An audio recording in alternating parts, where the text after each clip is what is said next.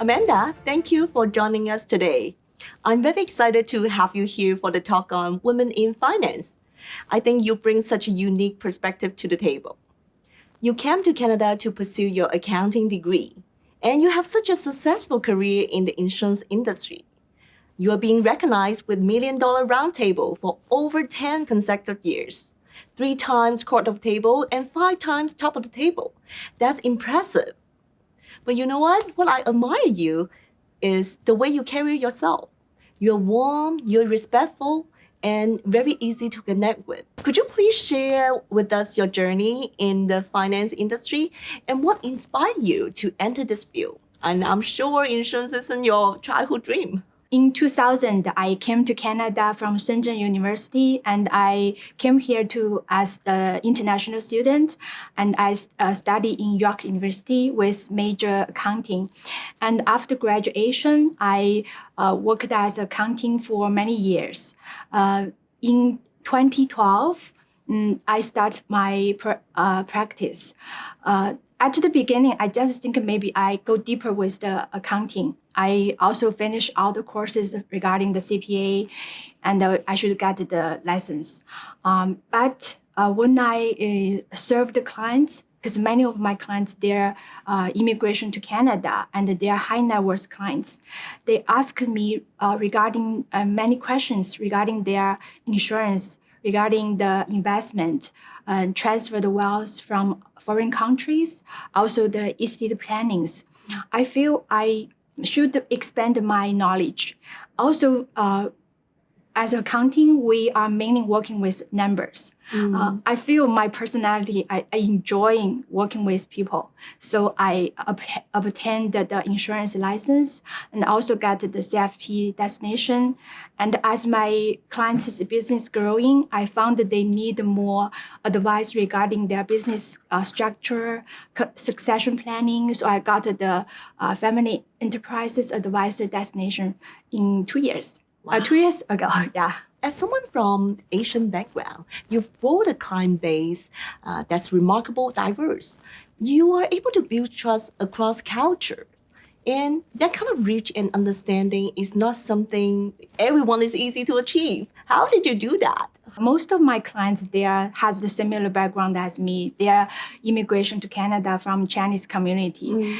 And for us, we have the similar background. It's very easy for me to know their needs, and we can communicate easily. But also I have other clients from other countries with different cultures. I think that the point is we respect others. We respect the difference. Also, we listen carefully. We really put the clients' needs as our priority, and we help them based on their needs. So we build up the trust through this process. Yeah. And you listen really well, understand their needs. That's very, very important for you. And looking back on your journey in insurance, was there someone who really stood out as a mentor to you? And how did they impact your growth? I fortunately has a mentor in industry, in insurance. He's a teacher. He's my friend. He's like a big brother of me. Yeah, he teach me a lot of regarding the insurance technical knowledges, except that he always trusted me. He always said, you can do it. and at the beginning, I feel insurance is very hard to sell. I cannot speak with the clients regarding the insurance. I feel it's difficult. And my mentor, he always told me that you are not there to sell. You should let them know. You should know their needs first. And based on their needs, and you give them the right advice. Yep. So I can do that, right? So I built up my trust based on his encouragement. And also he gave me a lot of support. I remember this is one winter, I need to go Windsor to meet one of my important clients. And he drove me there, spent 4 hours. Yeah, Oh he helps. Yes. So I feel he's just like my brother. gave me a lot of support. Yeah. At some point in our career, we all have someone who believe in us more than we believe in ourselves. Yes. And that's why I think mentorship is very, very important in the industry as well. Yeah. And how do you give back to the industry? 2 years ago, I started to have a team, build up my team. I have over 10 young advisors in my team, and they have the different background, such as accounting, lawyer, and other backgrounds. So I sharing my experience with them, and I teach them the insurance or the financial planning technical knowledges, and also I guide them. One of my team already got the MDRT. Wow. Yes, and also other young advisors growing their business as well. Yeah. Amanda, if you could give your younger self one piece of advice, what would it be? Trust yourself, and take the actions. Don't wait at everything be perfect, and also stay humble, be happy, be healthy. Yeah. You know what, Amanda? It's interesting you mentioned that because I used to be the quiet Asian girl who worked very hard but didn't dare to voice my own opinion, especially in the big groups. And over time, I realized that growth happens when you step outside of your comfort zone, right? And learning to trust yourself and speak up has been one of the most important turning points in my career.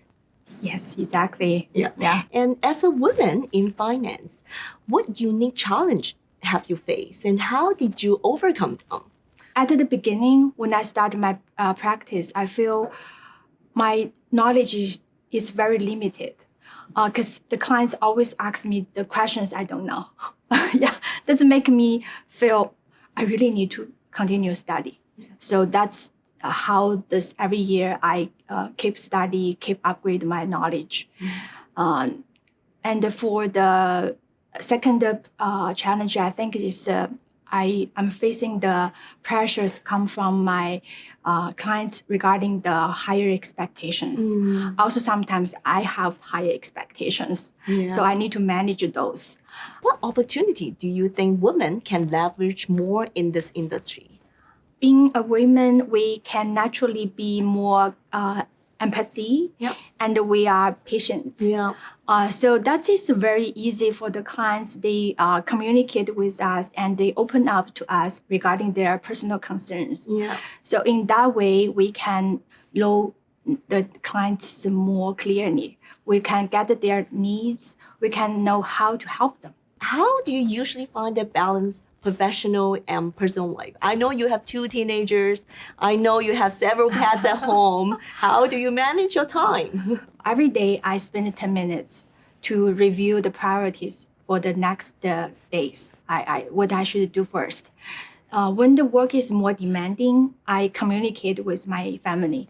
I ask their help.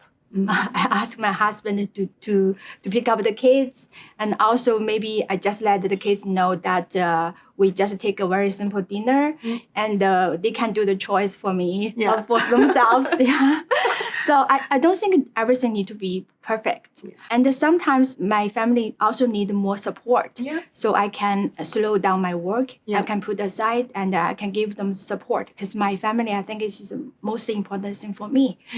Yeah, so we are just like a teamwork, and we take the challenges together, and also we are like fight the monsters side by side. When client demands pile up and things get really headache, how do you handle this kind of situation? Because we know client, they sometimes ask you, message you at night or on the weekend. How do you balance that?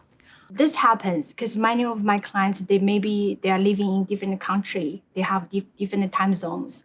They send me the questions. They ask me for help sometimes. So for me, I really need to give them the clear communication, let them know what to expect from me, right? Because we have different situations, and I will try my best to accommodate for their requirements, but also I need to set up the boundary for them. Yeah, so that is at the beginning when we started the relationship with a client. I think it's very important for me to set up the clear boundary for them and also set the expectation for them. And for my own schedule, I think I leverage the resource and ask for help is very important. Yes. Yeah, we set up the priorities for the work, and we finish those most important things first. Yeah. And the others we just leave it for. It's okay. Yeah. Like we just keep it going. It's fine, right? Yes. And I'm lucky. I have a very capable assistant in my work, and she can help me. She give me a lot of support, and I have very good family. They also give me a lot of support. I think that's very good. Yeah, to leverage the resource and ask for help. That is important to keep everything goes well. Yeah. That sounds good.